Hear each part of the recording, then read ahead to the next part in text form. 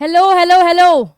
हाय class 10th के बच्चों, welcome back to the platform GME. और आज लाइव प्रोसेस अपनी इस सीरीज को कंटिन्यू करते हुए जहां पे हम लोग एनसीईआरटी एक्सरसाइज के सॉल्यूशंस कर रहे हैं, यहाँ पर हम चैप्टर लेकर आ गए हैं लाइफ प्रोसेस। आपकी जिंदगी के जितने भी प्रोसेस होते हैं जिनकी वजह से आप सरवाइव कर पा रहे हो, आप लोग जिंदे हो, आप लोग सांस ले रहे हो, खा रहे हो, पी रहे हो, जो भी कर रहे हो वो सब लाइफ प्रोसेस के अंदर आता है। तुम सबने चैप्टर पढ़ रखा होगा, अब तुम क्वेश्चन सॉल्व कर रहे हो और क्वेश्चन सॉल्व करने के लिए तुमने ये वीडियो चलाई है। बहुत सही जगह पर हो तुम लोग। चलो वन बाय वन एक एक क्वेश्चन को सॉल्व करेंगे और ऐसे तरीके से करेंगे कि आपका चैप्टर ऐसे फटाफट से रिवाइज हो जाएगा, ठीक है। और कोई भी कॉन्सेप्ट बचने नहीं वाला इस चैप्टर का, तो एंड तक बने रहना, कॉपी पेन लेके बैठना, क्योंकि बिना कॉपी पेन के पढ़ाई ये वीडियो देखना बेकार है, वेस्ट ऑफ टाइम है। कॉपी पेन लिए बिल्कुल मत बैठना और चैप्टर को रिवाइज करके आना। चैप्टर का ये वन शॉट रिवीजन भी ऑलरेडी चैनल पर है, तो जाओ फटाफट से उसको देख लो अगर नहीं देखा है तो। चलो मूव करते हैं अपने क्वेश्चन पे। सबसे पहला क्वेश्चन है आप लोगों की स्क्रीन के ऊपर, एक भी रुपये के लिए नहीं। चलो क्वेश्चन है कि आप लोगों को 4 ऑप्शंस दे रखे हैं और जो किडनी होती है ह्यूमन बींग्स में, हम इंसानों में जो किडनी होती है, राजमा जैसी जो किडनी वो दिखती है ना, उसकी जो बेसिकली ह्यूमन बींग्स की जो ये किडनी होती है, इनका हम लोगों को पार्ट बताना है। कौन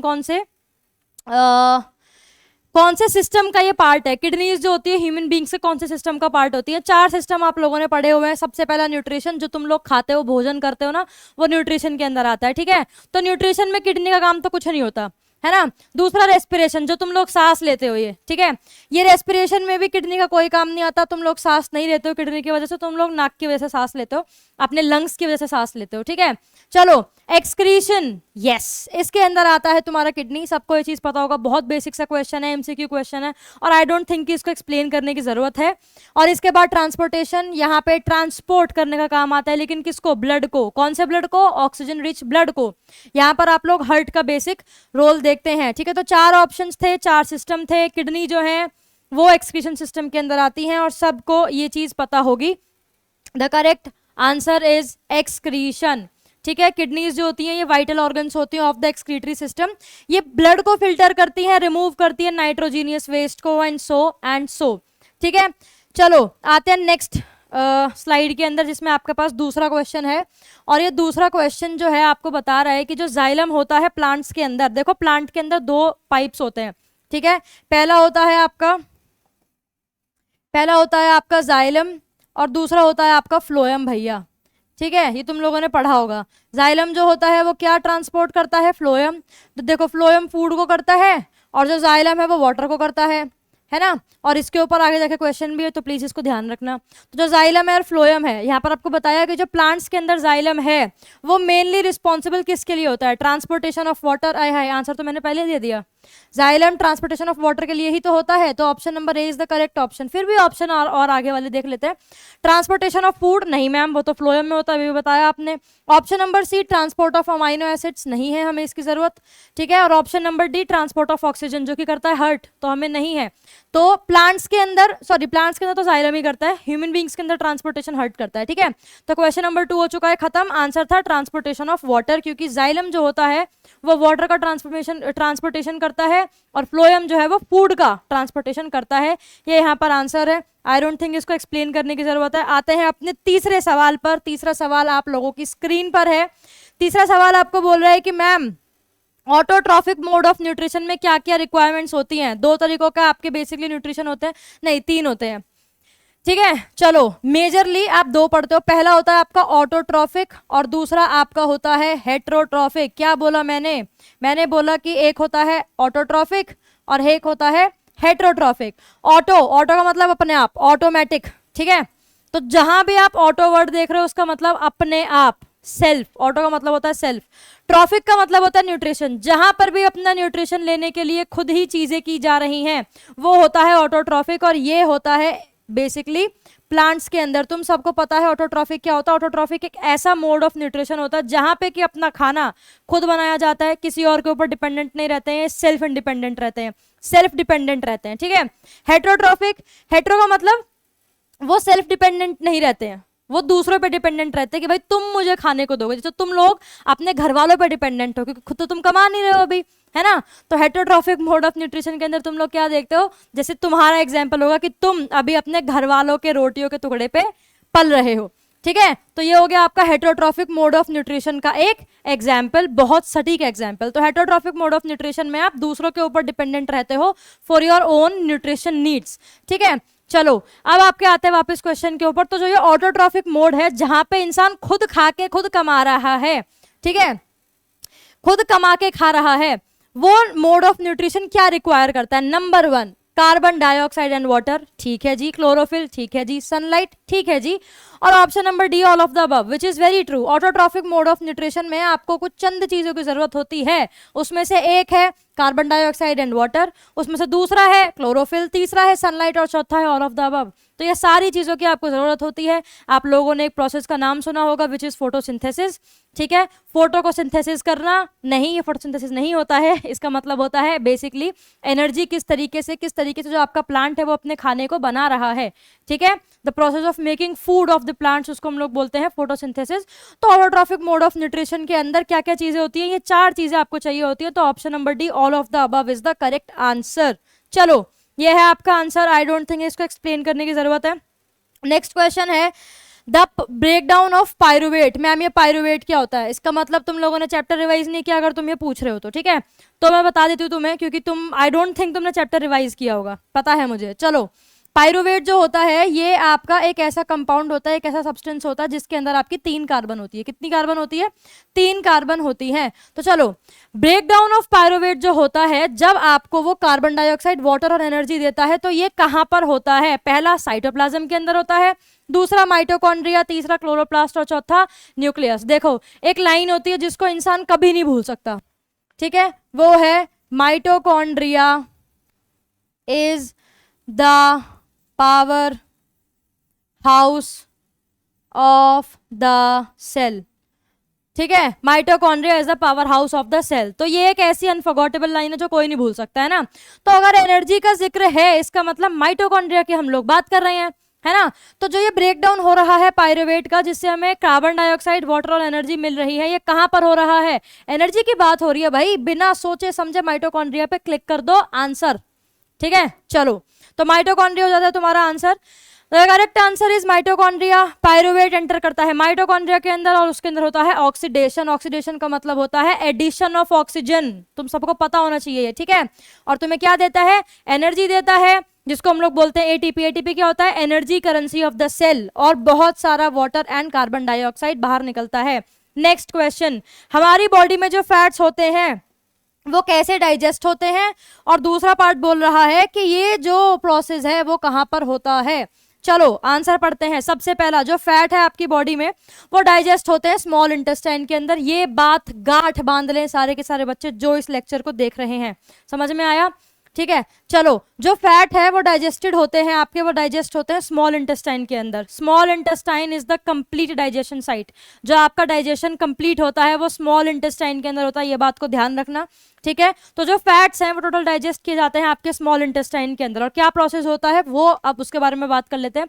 बाइल जूस जो होता है वो फैट को इमल्सिफाई कर देता है। क्या बोला मैंने? बाइल जूस जो होता है वो फैट को इमल्सिफाई कर देता है स्मॉलर ड्रॉपलेट्स के अंदर। और इस बाइल जूस को सेक्रीट करने का काम किसका होता है? लीवर का। तो लीवर भैया सेक्रीट करते हैं, ठीक है, इस बाइल जूस को, जो कि फैट को इमल्सिफाई करता है, ठीक है, इनटू स्मॉलर ड्रॉपलेट्स। और फिर होता है लाइपेज। ये लाइपेज क्या करता है?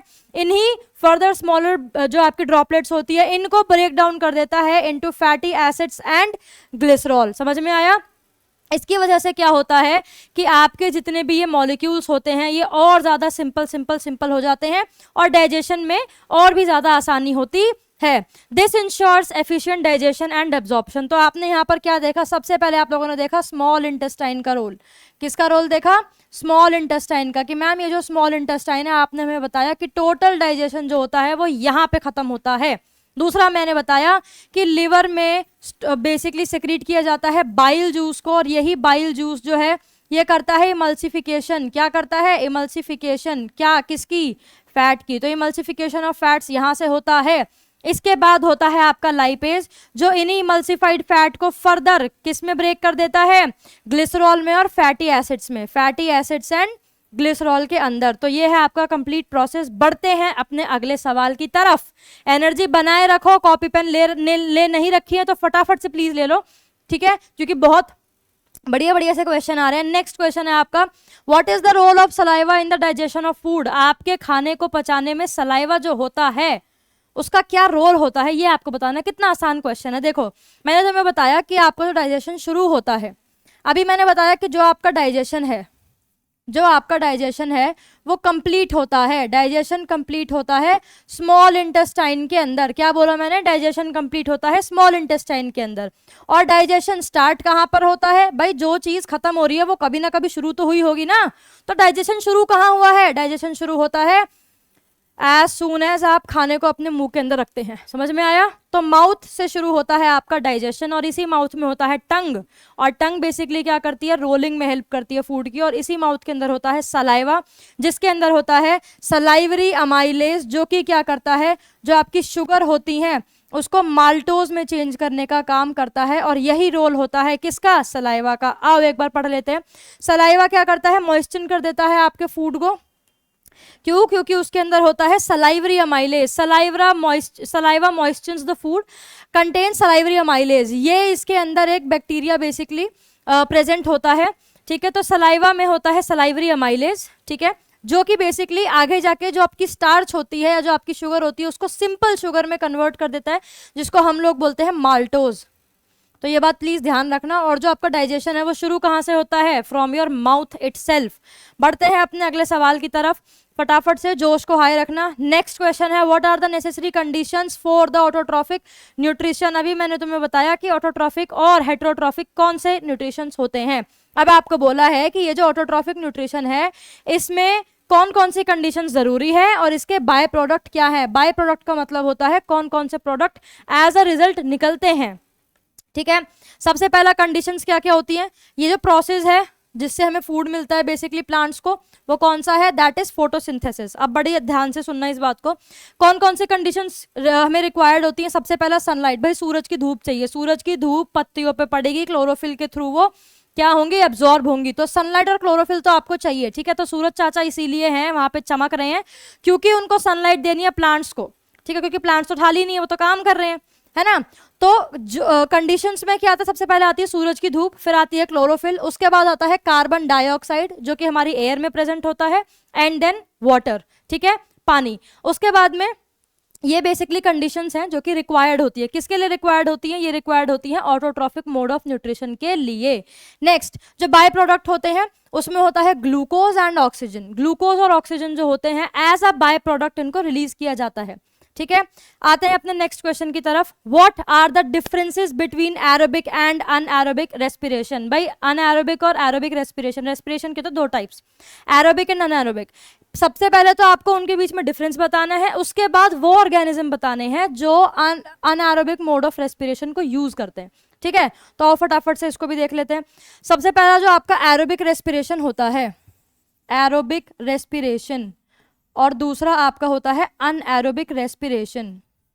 सबसे इंपॉर्टेंट चीज जो इन दोनों में आती है वो ये है कि रेस्पिरेशन में अगर तुम लोगों को ऐसा लगता है कि प्रेजेंस ऑफ ऑक्सीजन होनी जरूरी है तो ऐसा बिल्कुल भी नहीं है, ठीक है। अनएरोबिक रेस्पिरेशन के अंदर एब्सेंस ऑफ ऑक्सीजन में भी रेस्पिरेशन होती है, समझ में आया। और यही आपसे पूछा गया है वो ऑर्गेनिज्म जो कि अनएरोबिक रेस्पिरेशन करते हैं, ठीक है। तो एग्जांपल्स बाद में देखेंगे इनके, पहले समझ लेते हैं। अनएरोबिक रेस्पिरेशन के अंदर जो O2 होता है, जो ऑक्सीजन होती है वो एब्सेंट होती है, ऑक्सीजन प्रेजेंट नहीं होती है, ठीक है। एरोबिक रेस्पिरेशन के अंदर ऑक्सीजन प्रेजेंट होती है, एनर्जी बहुत सारी जगह लेती है, ठीक है, एनर्जी बहुत सारी फॉर्म होती है। अनएरोबिक रेस्पिरेशन के अंदर जो आपकी ऑक्सीजन है वो नहीं होती है, उसकी एब्सेंस होती है और बहुत सारी एनर्जी नहीं फॉर्म होती है, समझ में आया। तो एरोबिक में प्रेजेंट होती है ऑक्सीजन और बहुत सारी एनर्जी, अनएरोबिक में ऑक्सीजन प्रेजेंट नहीं होती है एंड एज अ रिजल्ट इतनी ज्यादा एनर्जी भी प्रोड्यूस नहीं होती है, ठीक है। यही आपको बोला गया है कि जो एरोबिक रेस्पिरेशन है वो यूज करता है ऑक्सीजन को और प्रोड्यूस करता है बहुत सारी एनर्जी, ठीक है। लेकिन अनएरोबिक रेस्पिरेशन जो है वो विदाउट ऑक्सीजन होता है और बहुत कम एनर्जी प्रोड्यूस करता है। एग्जाम्पल कौन कौन से जो आपसे पूछे थे, एग्जाम्पल है आपके यीस्ट, ठीक है, इसके अलावा लैक्टोबैसिलस, लैक्टोबैसिलस, ठीक है। ये दो एग्जाम्पल्स भी आप लोग अनएरोबिक रेस्पिरेशन के लिख सकते हैं। नेक्स्ट क्वेश्चन आप लोगों से पूछा गया है कि what will be the consequences of the deficiency of haemoglobin in our body. अगर हमारी बॉडी के अंदर हीमोग्लोबिन की कमी हो जाएगी तो क्या उसका रिजल्ट होगा, ये आपसे पूछा गया है, ठीक है। इंपॉर्टेंट क्वेश्चन है, आओ फटाफट से इसको भी देख लेते हैं। अगर आपकी बॉडी के अंदर हीमोग्लोबिन नहीं होगा तो एज अ रिजल्ट आपकी बॉडी के अंदर ऑक्सीजन की भी कमी हो जाएगी, ये बात आप लोगों को ध्यान रखनी है, ठीक है। और इसी कमी की वजह से आप लोगों को होगा एनीमिया, ठीक है, जिसकी वजह से क्या होगा, ऑक्सीजन सप्लाई जो है टिश्यूज तक वो पहुंचनी थोड़ी सी कम हो जाएगी, रिड्यूस हो जाएगी, डिक्रीज हो जाएगी, ठीक है। इसी वजह से हमें होता है थकान, वीकनेस और ब्रेथलेसनेस। क्यों होता है, क्योंकि ऑक्सीजन की प्रेजेंस फुलफिल्ड मात्रा में नहीं है, जिस मात्रा में आप लोगों को वो चाहिए, ठीक है। तो बहुत सिंपल सा क्वेश्चन था कि जो हीमोग्लोबिन है अगर उसकी कमी आपकी बॉडी में होती है तो क्या होता है, तो आपको हो सकता है एनीमिया। आपकी बॉडी में जो ऑक्सीजन है उसकी प्रेजेंस बहुत ज़्यादा कम हो जाएगी, जिसकी वजह से आप लोगों को ब्रेथलेसनेस, वीकनेस, फटीग ये सब का सामना करना पड़ेगा। नेक्स्ट क्वेश्चन है describe double circulation of blood in human beings, why it is necessary. देखो जो आपके ह्यूमन बींग्स, सॉरी जो हम ह्यूमन बींग्स होते हैं, इनमें जो ब्लड सर्कुलेशन होता है, जो आपका ब्लड होता है वो हार्ट के थ्रू पूरी की पूरी बॉडी में ट्रांसफर किया जाता है। हार्ट बेसिकली आपके ब्लड को पंप करता है, ये बात तो पता होगी। ऊपर होते हैं आपके, ये है आपकी लंग्स और ये है आपकी बॉडी। अब ये जो पूरा आपका ट्रांसपोर्टेशन होता है इम्प्योर ब्लड का, प्योर ब्लड का पूरे बॉडी ऑर्गन्स के अंदर, ठीक है, ये पूरा जो आपका सर्कुलेशन होता है ये होता है 2 बार, यानी कि डबल सर्कुलेशन आपको देखने को मिलता है। डबल सर्कुलेशन, मैम पहले तो ये बताओ कि डबल सर्कुलेशन हो कैसे रहा है, तो फटाफट से पहले वही देख लेते हैं।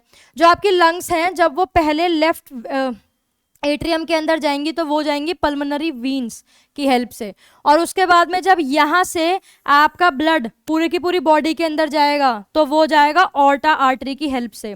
एंड देन अगेन बेसिकली हुआ क्या, लंग्स से हार्ट में पहुंचा, हार्ट से बॉडी में, देन वापस से हार्ट में पहुंचेगा, फिर वापस से लंग्स में जाएगा आपका ब्लड। तो क्या हुआ, आप लोगों को देखने को मिला कि यहाँ पे डबल सर्कुलेशन है। और ये इंपॉर्टेंट क्यों है, ये आपसे पूछा गया है। डबल सर्कुलेशन तो मैंने आप लोगों को बता दिया है, जरूरी क्यों है, क्योंकि ये प्रिवेंट करता है और हेल्प करता है ब्लड को मिक्स होने में। भाई अगर इम्प्योर ब्लड को और प्योर ब्लड को आपस में मिक्स करा दोगे तो पॉसिबिलिटी ही नहीं है कि आपकी बॉडी में ऑक्सीजन जो है उसकी रिच सप्लाई हो पाएगी, ठीक है। And as a result you will not be no more, ठीक है। यही आपको बताया गया है कि जो ब्लड है वो पास करता है थ्रू द हार्ट 2 बार।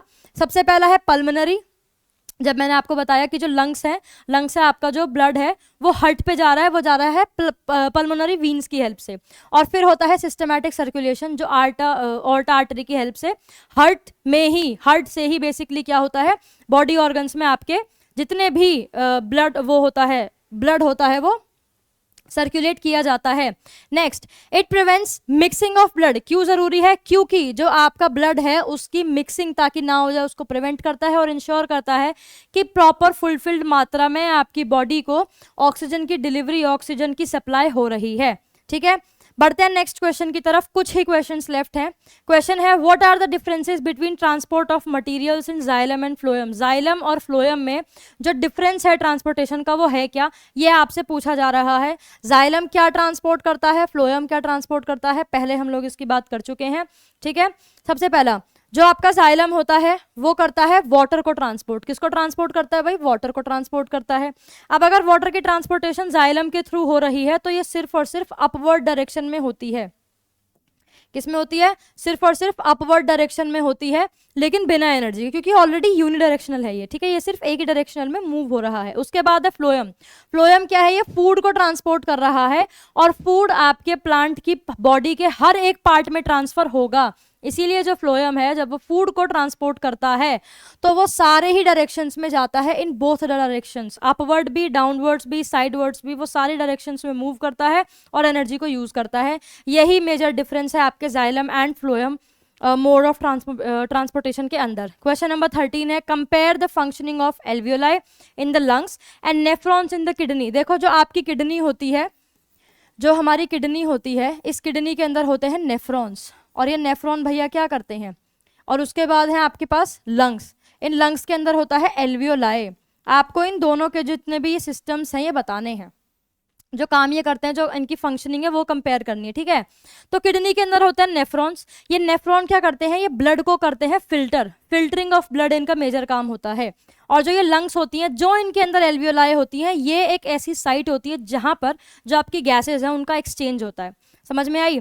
तो यही आपसे पूछा गया है कि इनकी फंक्शन को कंपेयर करना है। सबसे पहले एल्वियोलाई जो है वो गैस एक्सचेंज में हमारी हेल्प करती है, ठीक है। ऑक्सीजन को लेना, कार्बन डाइऑक्साइड को बाहर छोड़ना, ये काम होता है एल्वियोलाई का, ठीक है। ये साइट होती है जहाँ पे गैसेस का एक्सचेंज हम लोगों को देखने को मिलता है। और नेफ्रॉन्स जो होते हैं, जो किडनी के अंदर प्रेजेंट होते हैं, वो क्या करते हैं, वो ब्लड को फिल्टर करते हैं। क्या करते हैं, वो ब्लड को फिल्टर करते हैं। Both have large surface area, दोनों का ही बहुत लार्ज सरफेस एरिया होता है। भाई अगर नेफ्रॉन्स को ब्लड को फिल्टर करना है तो ऑफ कोर्स उसको बड़ा एरिया चाहिए होगा। ऐसे ही सेम एल्वियोलाई का काम होता है, ठीक है। तो दोनों के अंदर ही लार्ज सरफेस एरिया होता है और थिन वॉल्स होती हैं। क्यों? क्योंकि उनको एफिशिएंट एक्सचेंज करना है, दोनों को करना एक्सचेंज ही है, ठीक है, लेकिन अलग अलग चीजों को। जो नेफ्रॉन्स है उसको ब्लड को फिल्टर करके एक्सचेंज करना है, और जो एल्वियोलाई है उसको गैसेस को एक्सचेंज करना है। समझ में आया? तो यही था आपका नेक्स्ट क्वेश्चन। इसके साथ आपके होते हैं सारे के सारे एनसीईआरटी क्वेश्चंस खत्म। Thank you so much. सबसे पहले तो एंडिंग तक बने रहने के लिए। आई होप आप लोगों को एक एक क्वेश्चन समझ में आ गया होगा, ठीक है। जो भी आप लोगों के डाउट्स होंगे, जो भी आप लोगों को नेक्स्ट सुनना है, समझना है, जो भी हेल्प चाहिए, फटाफट से कमेंट कर दो। शेयर करना, लाइक करना, सब्सक्राइब करना बिल्कुल भी मत भूलना, ठीक है। चलो मिलते हैं नेक्स्ट लेक्चर के अंदर। तब तक के लिए पढ़ते रहना, बहुत मेहनत से, शिद्दत से पढ़ते रहना। और ये सीरीज हम लोग कंटिन्यू करेंगे नेक्स्ट चैप्टर के क्वेश्चंस के साथ। मिलते हैं नेक्स्ट लेक्चर के अंदर। Thank you.